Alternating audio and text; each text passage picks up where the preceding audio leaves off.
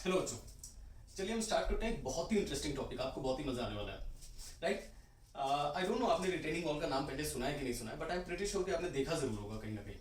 Okay, पहले हम समझ लेते हैं, फिर मैं बताऊंगा आपने कहाँ देखा है। राइट, रिटेनिंग वॉल समझने से पहले हम ये समझते हैं कि वॉल क्या होती है।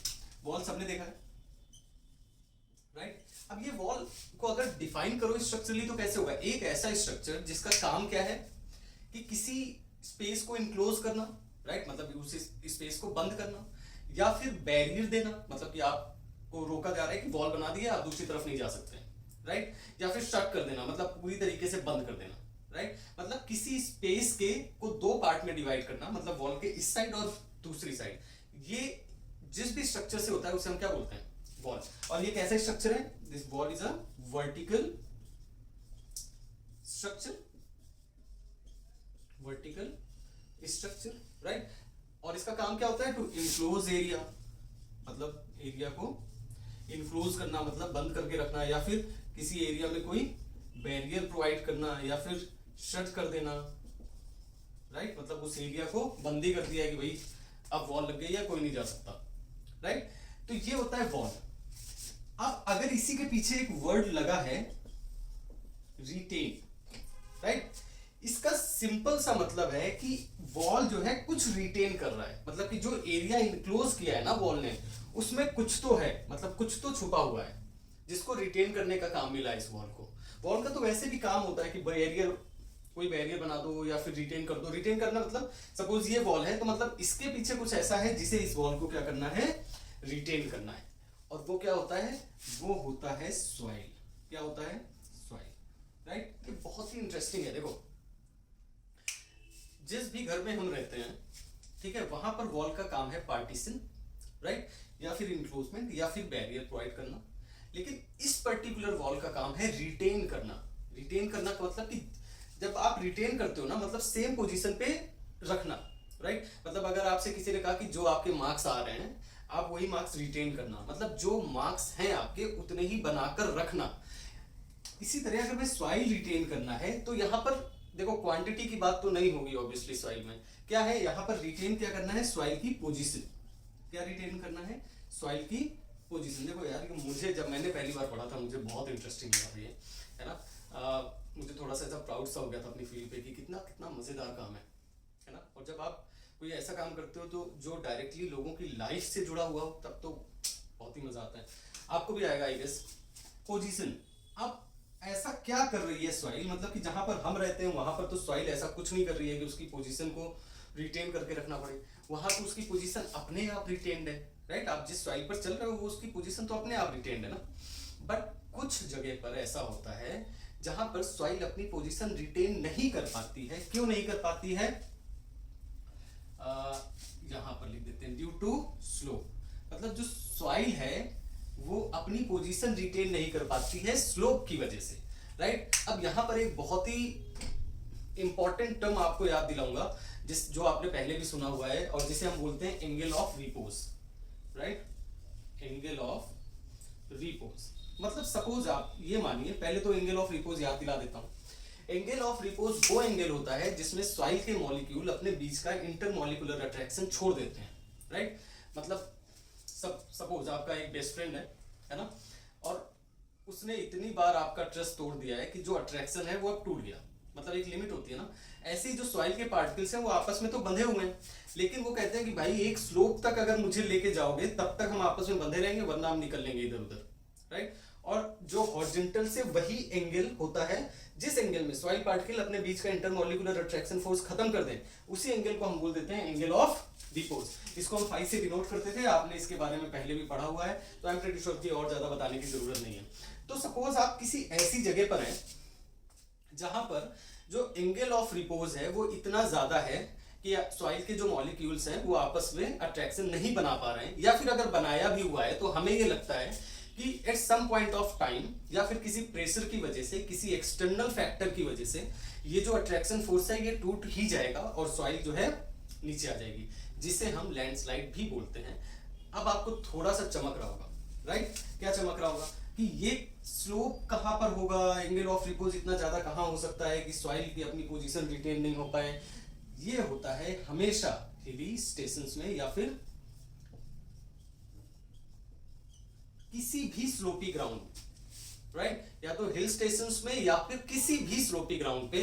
अब आप याद करिए, जितने भी लोग हिल स्टेशन गए हुए हैं कभी भी, राइट, जल्दी से याद करने का ट्राई करो कि जब आप कार में जा रहे हो, राइट, या किसी भी व्हीकल से जा रहे हो, साइड में कुछ हाइट की एक वॉल दिखती है आपको, राइट, उसी वॉल को हम बोलते हैं रिटेनिंग वॉल। और वो वॉल क्या कर रही है? वो वॉल कुछ नहीं कर रही है, सिर्फ ये काम कर रही है कि जो पीछे से सॉइल गिर रही है ना, और गिरने का रीजन क्या है कि उसका एंगल ऑफ रिपोज इतना ज्यादा हो गया है कि वो आपस में चिपके हुए नहीं रह सकते हैं। तो जब वो गिरेगी तो वो कहीं रोड पर ना आ जाए, राइट। देखिए कितना एक बहुत ही छोटा सा स्ट्रक्चर है ना, लेकिन कितना इंपॉर्टेंट है किसी भी एक्सीडेंट को रोकने के लिए, है ना। इंटरेस्टिंग, कितना कितना इंटरेस्टिंग काम है अपना। ओके, सो क्या रिटेन कर रही है? सॉइल। कहां पर? जहां पर भी स्लोप हो, जहां पर स्लोप नहीं है वहां पर तो सॉइल अपने आप ही स्टेबल है, उसको इंटरमॉलिक्यूलर अट्रैक्शन खत्म करने की क्या जरूरत है ना। अगर आपका पार्टनर ठीक है तो जबरदस्ती लड़ाई करके रिलेशन को खत्म करना है ना। तो लेकिन जहां पर थोड़ी सी परेशानी होगी वहां पर दिक्कत हो सकती है। तो जैसे ही एंगल ऑफ रिपोज बाहर जाता है लिमिट के, आपका लैंडस्लाइड होता है, उस लैंडस्लाइड को रोकने के लिए हम बनाते हैं रिटेनिंग वॉल। आई गेस मैंने ठीक से समझा दिया है। अब हमें ये निकालना है, देखो बहुत ज्यादा सॉइल आ गई, बहुत ज्यादा लोड आ गया, है ना। अब कहीं पर भी जब भी मास होगा ना, कोई मास होगा तो उस मास का वेट होगा। वेट की वजह से हमें ये करना पड़ेगा कि हमें डिजाइन करना पड़ेगा कि रिटेनिंग वॉल कितना लोड ले सकती है। पता चला इतना लोड आ गया और आपने पतली सी रिटेनिंग वॉल बना दी है ना। तो पहले तो सिर्फ सॉइल आ रही थी, अब सॉइल पूरी रिटेनिंग वॉल लेके आ रही है आपकी हाईवे में, है ना, और ज्यादा नुकसान क्रिएट करेगी। तो हमें पहले डिजाइन करना पड़ता है कि कितना प्रेशर लग सकता है, राइट, और उस प्रेशर के लिए ही हम रिटेनिंग वॉल को डिजाइन करें। ओके, तो सबसे पहले तो हमें ये देखना पड़ता है कि प्रेशर कितना है ना, कि कितना सॉइल का प्रेशर आ रहा है। और सॉइल का प्रेशर जानने से पहले हमें समझना पड़ेगा सॉइल के बारे में, राइट। तो हम तसल्ली से पेन कॉपी लेके बैठो, राइट, मजे से पढ़ते हैं। पहले हम जानते हैं अच्छे से सॉइल के बारे में। अभी तक आपने मिट्टी देखी होगी, सिर्फ चलते समय ध्यान भी नहीं दिया होगा मिट्टी क्या होती है। आज हम जानते हैं कि मिट्टी में क्या क्या होता है और कैसे उसका प्रेशर इंपैक्ट करता है रिटेनिंग वॉल की डिजाइनिंग को। ओके, चलो समझते हैं सॉइल के बारे में। अब सॉइल क्या है? टेक्निकली तो सॉइल एक ऐसा मटेरियल है जिससे अर्थ सरफेस बनी है, राइट। सॉइल क्या है? एक मटेरियल है जिससे हमारी पूरी क्या बनी है? Earth surface, earth surface, right. कभी कभी जो है ना, हम अर्थ सरफेस को सॉइल बोल देते हैं और सॉइल को अर्थ बोल देते हैं, राइट। हम क्या बोलते हैं? जो अर्थ सरफेस है उसको क्या बोल देते हैं? सॉइल बोल देते हैं, और सॉइल को अर्थ बोल देते हैं। आप इमेजिन करो, बहुत साई-फाई मूवी देखते हैं सारे लोग। सपोज आपकी जो अर्थ सरफेस है वो प्लेटिनम की बनी होती है, राइट, सॉइल की ना बनी होती, तो क्या प्लेटिनम को अर्थ बोलते हैं? क्योंकि जैसे ही लाइफ आती ना तो हमें अर्थ के नाम पे क्या मिलता? प्लेटिनम। तो यहां पर भी ऐसे ही, जैसे ही लाइफ आई, है ना, तो हमारे जैसे पढ़े लिखों को जो अर्थ है उसमें क्या मिला? सॉइल। तो सॉइल को ही अर्थ बोल देते हैं, राइट। अभी थोड़ा सा आगे बढ़ोगे तो इसको और अच्छे से बताऊंगा मैं। अब सॉइल बनी कैसे होगी? मतलब सॉइल तो है, एक मटेरियल है, राइट। जैसे आरसीसी में रेनफोर्समेंट होता है, सीमेंट होता है, कंक्रीट होता है। जैसे आपका ब्रिक है ना, तो उसमें सैंड होता है, उसको हम एक डेफिनेट शेप में करके गिल में रखते हैं, गर्म होकर वो ब्रिक बन जाता है। तो सॉइल अगर एक मटेरियल है तो ये भी तो कुछ बना होगा, मतलब किसी तरीके से तो बना होगा। और इसी का जो स्ट्रक्चर है, जो उसको डिफाइन करता है 3 फेज डायग्राम, राइट। 3 फेज, देखो मैं ऐसा कुछ भी नहीं पढ़ाऊंगा ना जो आपने देखा नहीं होगा या आपको पहले से पता नहीं है या फिर उसके बारे में थोड़ा हिंट नहीं है, राइट। पर थोड़ा सा साथ में रहना पड़ेगा, पेशेंस बना के रखो, बहुत आसानी से समझ में आएगा। 3 फेज डायग्राम क्या है? 3 फेज डायग्राम ये बताता है कि सॉइल में 3 चीजें होती हैं, राइट। एक तो होते हैं सॉलिड पार्टिकल्स, दूसरा होता है वाटर, है ना। वाटर नहीं, इसको मैं पहले लिखूंगा लिक्विड और बाद में वाटर बोल दूंगा, राइट। कितना चालाक हूं मैं। एंड इसमें होगा गैस। मतलब ये 3 चीजें मिलके बनती है आपकी सॉइल, राइट। अब देखो ये सब बहुत टेक्निकल बातें हैं, अगर आप आराम से समझो ना तो आप सॉइल उठा लो, ठीक है। मैंने सपोज एक छोटा सा ऐसा बॉक्स लिया है और इसमें सॉइल रख दिया है। अब मैंने सॉइल को यहाँ पर फिल किया, राइट। मतलब मैंने तो थोड़े से यूनिफॉर्म पार्टिकल्स बना दिए हैं, बट इतने यूनिफॉर्म होते नहीं है, अलग अलग साइज के होंगे। मुझे थोड़ा जल्दी बनाना है इसलिए मैंने बना दिया है। ओके, अब आप ध्यान से सोचो क्या होगा। ये तो सॉलिड पार्टिकल है, यहाँ वाला स्पेस दिख रहा है आपको, इस स्पेस को हम बोलते हैं वाइड्स, है ना। इस सॉइल के बारे में नहीं, कहीं पर भी आप कोई भी मटेरियल ले लो, आप कंकड़ पत्थर उठा के भर कर दो, जो बीच में स्पेस बचता है उसको हम वाइड्स बोलते हैं।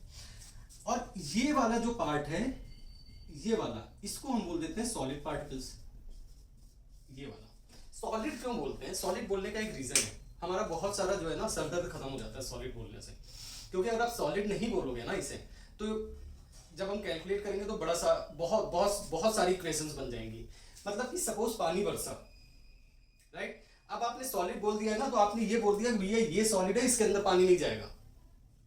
पॉइंट समझ में आ रहा है आपको? ये जंक्शन हो सकता है क्योंकि पोर्स होते हैं, पोर्स में पानी जाता है, राइट। बट कैलकुलेशन के लिए हमने ये बोल दिया कि सॉलिड पार्टिकल है। और अगर सॉलिड है और ये इतना छोटा होता है ना, बहुत छोटे छोटे सॉलिड पार्टिकल्स होते हैं सॉइल के अंदर, सॉइल ही इतना क्रस्ड होता है तो उसके पार्टिकल्स तो और छोटे छोटे होंगे, तो बहुत छोटे छोटे पार्टिकल्स होते हैं, तो सॉलिड है और छोटा भी है, तो उसके अंदर कोई पानी नहीं जा रहा है, राइट। तो हमारा काम बच जाता है। अब ये जो स्पेस है वाइड्स, इसमें फिल हो सकता है, अगर पानी बरसा तो पानी, है ना। सपोज कभी बारिश हो गई दूध की, तो इसमें दूध भी जा सकता है, इसीलिए मैंने लिक्विड लिखा है। हालांकि यार ठीक है, कम ऑन, वाटर ही होगा, राइट। बट हम थोड़ा सा ज्यादा प्रिसाइज होते हैं ना साइंस के मामले में, तो इसलिए यहाँ पर लिक्विड लिख देते हैं, है ना। तो यहाँ पर वाटर आ सकता है, और गैस की जगह क्या आ सकता है? अगर पूरी दुनिया में ऑक्सीजन की जगह कार्बन डाइऑक्साइड होती तो इन वाइड्स में कार्बन डाइऑक्साइड आती, या कार्बन मोनोऑक्साइड होती, जो भी गैस होती जिससे हम सांस ले रहे होते वही होती। यहाँ पर एयर है, तो फालतू का नाटक खत्म करते हैं, इसको बोल देते हैं वाटर, इसको बोल देते हैं एयर। बट आपसे पूछे तो ज्ञान ऐसे ही देना जैसे मैंने दिया है ना, उसको लगेगा कि ठीक है बहुत टेक्निकल बनता है कि वाटर एयर नहीं है, लिक्विड और गैस हो सकता है। ओके, सो वाइड्स में दो चीजें हो सकती हैं, वाटर एंड एयर, और यही मिलके थ्री फेज डायग्राम बनता है। देखो मैं जो डायग्राम अभी बनाने जा रहा हूं ना, वो आपको सॉइल ऐसे उठा के देखोगे नहीं दिखेगा, राइट। ये सिर्फ कैलकुलेशन पर्पस से है, और डेंसिटी के अकॉर्डिंग मैंने उसको ब्रेक कर लिया है। मतलब कि अगर मैं थ्री फेज डायग्राम बनाता हूं किसी नेचुरल सॉइल का, ओके, तो ये कुछ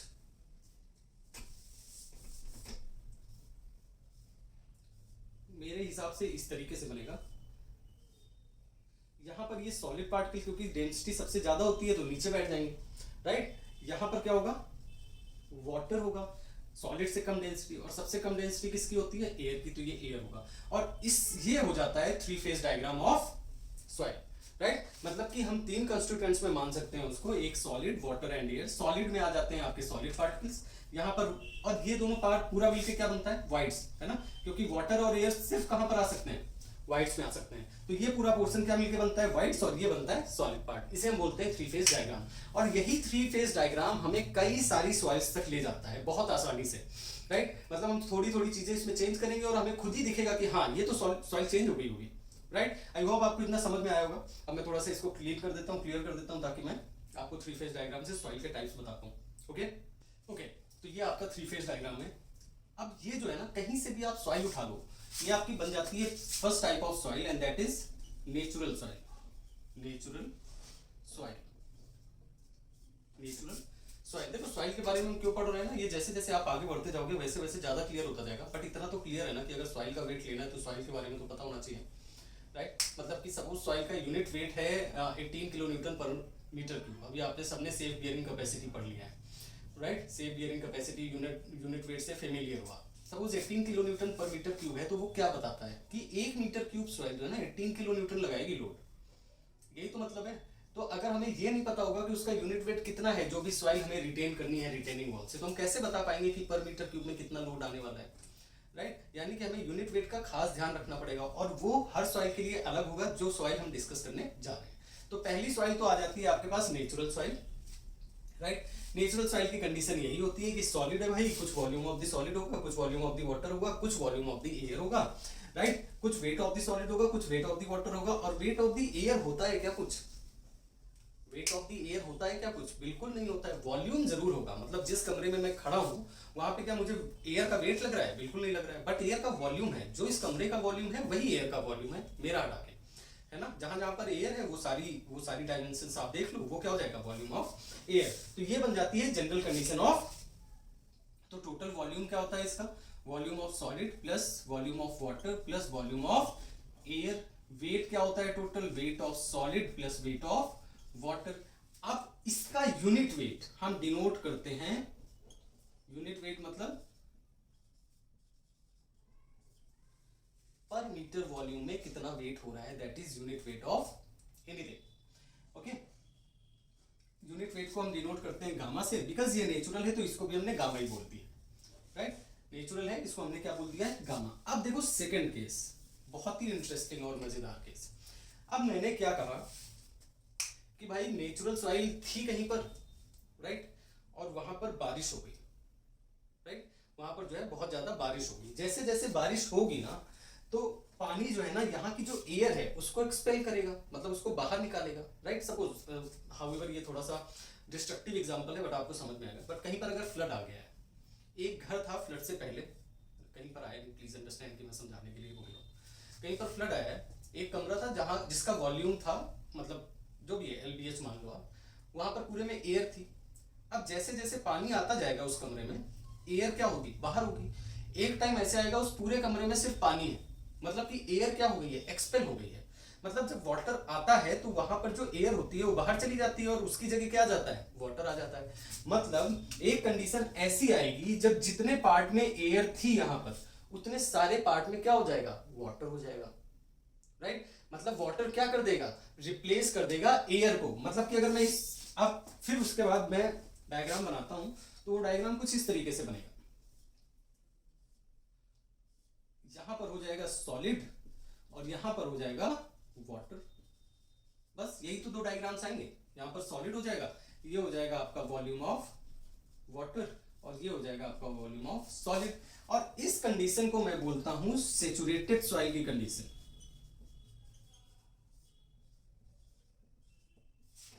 When there is only water in the voids, then the soil is saturated, right? Saturated, आप देखो ये पार्शियली सेचुरेटेड भी हो सकती है, राइट? बट सेचुरेटेड की कंडीशन क्या है? जितना वाइड्स का प्रोपोर्शन है वो सब हटाकर वाटर आ जाए, राइट? उसे हम क्या बोलते हैं? Saturated soil. मतलब वाइड्स में सिर्फ वाटर है, राइट? इस कंडीशन में जो वॉल्यूम होगा वो क्या होगा? Volume of solid plus volume of water. यानी वॉल्यूम ऑफ वाइड अगर मैं बात करूं तो क्या हो जाएगा? सिर्फ directly equal to volume of water, and whole volume is volume of solid plus volume of void होता है, लेकिन वॉल्यूम ऑफ वाइड की जगह यहां पर क्या होगा? Volume of water. तो वेट कितना हो जाएगा total? Weight of solid plus weight of water, वो तो पहले भी था, प्लस वेट ऑफ वाटर। और यहां पर जो इसका यूनिट वेट है उसको डिनोट करते हैं, इसके यूनिट वेट को डिनोट करते हैं गामा सेचुरेटेड से। बिकॉज ये सेचुरेटेड सॉइल है तो इसके यूनिट वेट को हम कैसे डिनोट कर देते हैं? गामा सेचुरेटेड से। आई होप आपको ये समझ में आ रहा होगा। तीसरे तरीके की सॉइल्स में देखो, ओके, अब थोड़ा सा साफ कर लेता हूं। ओके, जो थर्ड सॉइल अब देखिए ध्यान से क्या हो जाएगी। अब मैं कंडीशन बोल रहा हूं कि जितना वाइट वाला पार्ट था ना, ठीक है, उसमें मैंने कुछ ऐसा किया, उसको ओवन पे रख दिया सॉइल को।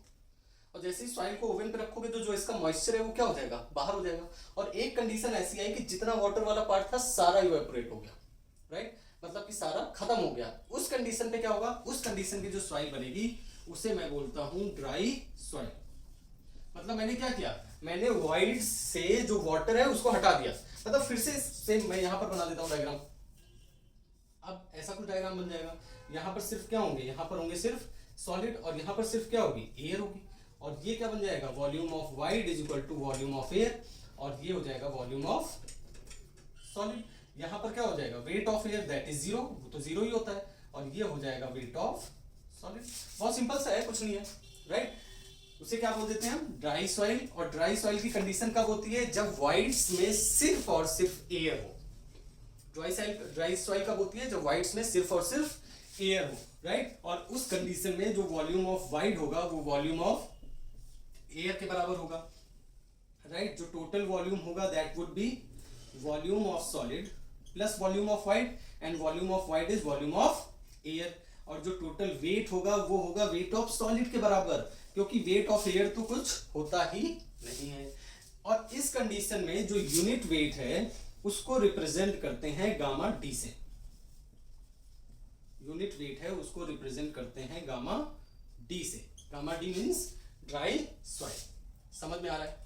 आई होप क्लियर है। एक लास्ट सॉइल और है जिसको थ्री फेज डायग्राम से समझाना थोड़ा सा मुश्किल है, बट आपको समझ में आएगी, and that is submerged soil. Submerged soil, right. अब सबमर्ज्ड सॉइल क्या होता है? नाम सबमर्ज्ड से समझ में आ रहा है ना, पूरी तरीके से डूबा हुआ। अब कभी कभी ऐसी कंडीशन होती है कि जैसे सॉइल के ऊपर हम लगातार वाटर फ्लो बनाकर रखें। जैसे मैं इस सॉइल के ऊपर वाटर फ्लो बना के रखूंगा तो वाटर जो है एयर को एक्सपेल करेगा, एयर को एक्सपेल करेगा और जगह ले लेगा एयर की। एक कंडीशन ऐसी आएगी जब सॉइल आपकी कैसी हो जाएगी, सैचुरेटेड, मतलब सारी एयर निकल जाएगी और उस एयर की जगह पे सिर्फ क्या होगा, वाटर होगा। बट अभी भी अगर आप वाटर फ्लो नहीं रोको, राइट, अभी भी अगर आप वाटर फ्लो नहीं रोको तो क्या हो जाएगा, तो उस सॉइल को हम बोलते हैं सबमर्ज्ड सॉइल। मतलब सॉइल की सरफेस के ऊपर से जब पानी फ्लो हो रहा होता है। अब इस सॉइल को हम अलग कैटेगराइज क्यों करते हैं, ध्यान से समझो, क्योंकि अगर इस कंडीशन में पानी ऊपर से फ्लो हो रहा है ना, तो जो सॉइल के पार्टिकल है वो लेके जा रहा होगा पानी, राइट। मतलब ऐसा नहीं है कि पानी सिर्फ ऊपर से बहता जा रहा है, कोई सीमेंट, कोई ऐसी सीमेंटेड फ्लोर थोड़ी नहीं है कि पानी बस ऊपर से बह रहा है, कोई दिक्कत नहीं होगी। सॉइल है यार, सॉइल है तो जो सॉइल के पार्टिकल्स हैं छोटे छोटे, उनको भी तो लेके जा रहा होगा अपने साथ। अब बहती हुई, मतलब कभी ऐसे नदी में जो है ना, जाओ जो मूव कर रही हो उसमें पानी निकालो, क्या पार्टिकल्स नहीं होते हैं? ऑब्वियसली होते हैं। तो अगर वो सॉइल पार्टिकल्स लेके जा रहा है मतलब उस सॉइल की स्ट्रेंथ कम कर रहा है। तो इसीलिए हमें इस सॉइल को अलग से पढ़ना जरूरी है कि अगर ऐसी कोई सॉइल है तो वो कितना लोड लगाएगी। सेकेंड केस क्यों जरूरी है पढ़ना, क्योंकि अगर आप सबमर्ज्ड सॉइल के केस में रिटेनिंग वॉल बना रहे हो तो आप सिर्फ सॉइल का वेट मत देखो, अब जो इसके ऊपर पानी बह रहा है उसका भी वेट देखो, क्योंकि पानी भी तो अपना वेट लगाएगा रिटेनिंग वॉल पे। क्लियर है, समझ में आ रहा है? तो हमें ऐसी कंडीशन भी देखनी पड़ती है जहां पर पानी पर से फ्लो हो रहा होता है, और उस केस में जो यूनिट वेट होता है उसको हम रिप्रेजेंट करते हैं गामा सबमर्ज्ड से। गामा सबमर्ज्ड और गामा डैश, गामा सबमर्ज्ड और गामा डैश, बस इसका फॉर्मूला याद करना पड़ेगा आपको। गामा सबमर्ज्ड होता है gamma saturated minus gamma W, gamma saturated minus gamma W, और गामा डब्ल्यू मतलब weight of, unit weight of the water, मतलब कि अगर 1 मीटर क्यूब आप वाटर लो तो उसका यूनिट वेट कितना होता है, that is 10 kilo newton per metre cube, 10 kilo newton per metre cube. However ये ग्रेविटी पर डिपेंड करता है, तो कहीं कहीं पर 9.8 भी गिवन होगा आपको, बट हमें कैलकुलेशन के लिए आसानी होती है 10 में, तो अभी हम ये लेकर चलेंगे कि जो unit weight of the water है वो होता है 10 kilo newton per metre cube, right. I hope आपको मजा आया होगा सॉइल में, क्योंकि मुझे पढ़ाने में बड़ा मजा आया। जब भी मैं ऐसी सॉइल के बारे में बात करता हूँ बहुत ही सही लगता है। अब हमें ये समझ में आ गया कि सॉइल कितने टाइप की हो सकती है हमारी रिटेनिंग वॉल के पीछे, राइट। अब हम आगे चलते हैं कि जब सॉइल रिटेनिंग वॉल के पीछे होगी, अब रिटेनिंग वॉल का क्या काम है और कितने टाइप से रिटेनिंग वॉल बिहेव कर सकती है, राइट। वो भी बहुत इंटरेस्टिंग है। और रिटेनिंग वॉल की सरफेस हम कैसे बनाते हैं, राइट, वो भी हम देखेंगे। बस थोड़ी देर और पेशेंस बना के रखो, आपको रिटेनिंग वॉल का जो बेसिक कॉन्सेप्ट है वो अच्छे से समझ में आ जाएगा। ओके, तो इस तरह की कुछ शेप होती है रिटेनिंग वॉल की, राइट। यहाँ पर जो होता है, यहाँ पर आपकी सॉइल होती है जिस सॉइल को रिटेनिंग वॉल रिटेन कर रहा होता है। ओके, अब देखो जो सॉइल रिटेनिंग वॉल पे प्रेशर लगाता है, मैं ये डायरेक्शन ही बना रहा हूँ, मतलब यहाँ पर सॉइल है, बस इतना बता रहा हूँ, ये डायरेक्शन जैसा ना लगे, राइट, ये सॉइल है। ओके, अब ये सॉइल जो है रिटेनिंग वॉल पे कुछ प्रेशर लगा रही होगी, उस प्रेशर को हम बोलते हैं अर्थ प्रेशर। कहाँ पर लिखूं, कहाँ पर, यहाँ पर लिख देता हूँ, प्रेशर एक्सर्टेड बाय सॉइल। मैंने बोला था ज्यादा पढ़े लिखे लोग जो अर्थ को है सॉइल ही बोलते हैं। Pressure exerted by soil is termed as earth pressure, earth pressure, right. The pressure exerted by soil is termed as earth pressure. Okay. एक एक करके बात करते हैं। पहले तो देखो यही शेप क्यों बनाया गया है, राइट। कुछ और शेप क्यों नहीं बना दी गई है, और कुछ और नहीं मिल रहा था तो सीधे रेक्टेंगुलर क्यों नहीं बनाया गया। देखो ये सपोज रेक्टेंगल है और इधर से सॉइल है, राइट। अब आप मुझे बताना कि ऐसे अगर मैं हूं तो मैं सॉइल को ज्यादा होल्ड कर पाऊंगा, या मैं थोड़ा सा ऐसा सॉइल की तरफ झुक जाता हूं मतलब कि अगर मैं सॉइल की तरफ ऐसे थोड़ा सा झुक जाता हूँ, मतलब ये वाला पोर्शन थोड़ा सा झुक जाता है, जैसे ही झुकेगा तो एंगल की वजह से जो ये कंपोनेंट है ना वेट का, वो इस तरीके से आएगा नीचे की तरफ, यहाँ पर सीधे जा रहा है।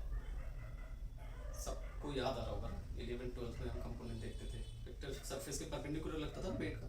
तो अगर ऐसे सरफेस है ना, तो इस तरह से लग रहा होगा, और ये ज़्यादा सेफ है, ये ज़्यादा सेफ है सॉइल को होल्ड करने के लिए, इसलिए हम इंक्लाइन बनाते हैं। इंक्लाइन तो आई होप आपको समझ में आ गया होगा।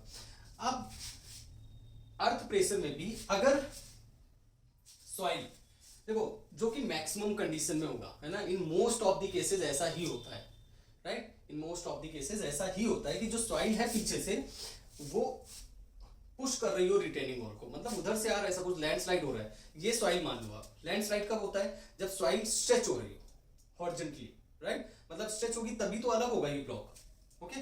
तो जब सॉइल इधर आ रही हो और वो रिटेनिंग वॉल को पुश कर रही हो, राइट, तो उस समय जो ये प्रेशर है उसे हम बोलते हैं active earth pressure. Active earth pressure, active क्यों बोलते हैं कि भाई जिस लिए बनाया गया है वो एक्टिवली सॉइल वैसा ही काम कर रही है, तो उसे हम क्या बोल देते हैं, एक्टिव अर्थ प्रेशर। फिर से समझो कब होता है active earth pressure. Active earth pressure है जब बिल्कुल सीधे सीधे काम हो रहा हो, सॉइल नीचे आएगी और वॉल को पुश करेगी, जैसे ही वॉल को पुश करेगी तो वॉल इस तरीके से मूव होगी, ये मूवमेंट की डायरेक्शन होगी वॉल की, है ना। तो इन दी एक्टिव अर्थ प्रेशर जो वॉल है वो सॉइल से अवे जाती है, मतलब दूर जा रही होती है, मतलब चली नहीं जाती है बट टेंड करती है। अगर ये यहाँ पर कनेक्शन ना हो या फिक्स ना हो तो हो सकता है चली भी जाए, ओके। तो उस कंडीशन को हम क्या बोलते हैं, एक्टिव अर्थ प्रेशर। अब दूसरी कंडीशन है जो कि कम सिचुएशंस में होती है बट होती है, मतलब सपोज यहाँ पे सॉइल है और ये सॉइल इधर से फेल हुई, इधर से फेल हुई तो अब ये सॉइल इधर जाने लगेगी, जैसे ही इधर जाने लगेगी तो अब रिटेनिंग वॉल सॉइल को पुश कर रही है, मतलब कंप्रेस हो रही है। मतलब जब सॉइल रिटेनिंग वॉल को पुश करे, एक्टिव अर्थ प्रेशर, जब रिटेनिंग वॉल सॉइल को पुश करे, पैसिव अर्थ प्रेशर। उल्टा है ना, एक्टिव पैसिव सबने इंग्लिश में पढ़ा था, राइट। इसे हम क्या बोल देते हैं, पैसिव अर्थ pressure, right, passive earth pressure. फिर से सुनो, एक्टिव अर्थ प्रेशर जब सॉइल पुश करे, बहुत इंपॉर्टेंट है, पूछूंगा मैं, जब सॉइल रिटेनिंग वॉल को पुश करे एक्टिव अर्थ प्रेशर, जब रिटेनिंग वॉल सॉइल को पुश करे पैसिव अर्थ प्रेशर। अब एक और कंडीशन होती है जिस कंडीशन पे यहां पे भी जो टॉप है ना वो भी फिक्स कर दिया जाता है रिटेनिंग वॉल का बाय एनी मीन। अब ये ऐसी कंडीशन होती है ना, रिटेनिंग वॉल कहती है सॉइल को आओ और मुझे हिला कर दिखाओ, तो सॉइल कितना भी प्रेशर डाले ना रिटेनिंग वॉल नहीं हिलती, क्योंकि अब दोनों तरफ से ये फिक्स हो गई है, मतलब कि ऊपर से भी फिक्स हो गई है और नीचे से तो फिक्स ही है, तो रिटेनिंग वॉल मूव कैसे करेगी। और उस कंडीशन को हम बोलते हैं at rest condition, at rest condition. अब इस कंडीशन में क्या है, देखो रिटेनिंग वॉल मूव कर पा रही थी तब तो सॉइल पे प्रेशर लगा रही थी, राइट, और सॉइल जब प्रेशर लगा रहा था तो ये यहां से फ्री था तभी तो रिटेनिंग वॉल आगे की तरफ जा रहा था। अब रिटेनिंग वॉल अगर दोनों तरफ से फिक्स है तो उसको कोई मतलब नहीं है, सॉइल प्रेशर लगाएगा तब भी वो वहीं पर रहेगा, जब सॉइल पीछे की तरफ जा रहा होगा तब भी वो वहीं पर रहेगा, मतलब ना तो वो प्रेशर लेगा ना प्रेशर देगा, मतलब बिल्कुल एक सेम पोजीशन पे रेस्ट पे है रिटेनिंग वॉल, तभी बोलते हैं इसे एट रेस्ट कंडीशन, राइट। हमारे लिए इंपॉर्टेंट है ये, राइट, ये वाली कंडीशन हमें हर बार ऐसी पॉसिबिलिटी नहीं बनती कि हम टॉप से भी रिटेनिंग वॉल को फिक्स कर पाए, राइट, तो बहुत ही सिचुएशनल है, बट ये हर जगह करना पड़ेगा क्योंकि अगर सॉइल लैंडस्लाइड हो रहा है आपको तो आपको रिटेनिंग वॉल बनानी है रिटेन करने के लिए। तो हमें एक्टिव अर्थ प्रेशर ठीक से पढ़ना है। पैसिव अर्थ प्रेशर के बारे में हम थोड़ा सा बात करेंगे, हाउएवर कुछ बहुत ज्यादा चेंज नहीं होता है, सिर्फ एक कांस्टेंट चेंज होता है जिसके बारे में हम नेक्स्ट लेक्चर में बात करेंगे। अभी के लिए इतना ही। आई होप कि आपको ये लेक्चर समझ में आया होगा। अगर कोई डाउट है तो हम डिस्कस करेंगे डेफिनेटली क्लास में, राइट। अगर नहीं है, यहीं से समझ आ सकता है तो वीडियो को पॉज करिए, रिपीट करिए, फिर से देखिए, आई होप आपको बेटर अंडरस्टैंडिंग मिलेगी। तब तक के लिए थैंक यू, हैप्पी लर्निंग।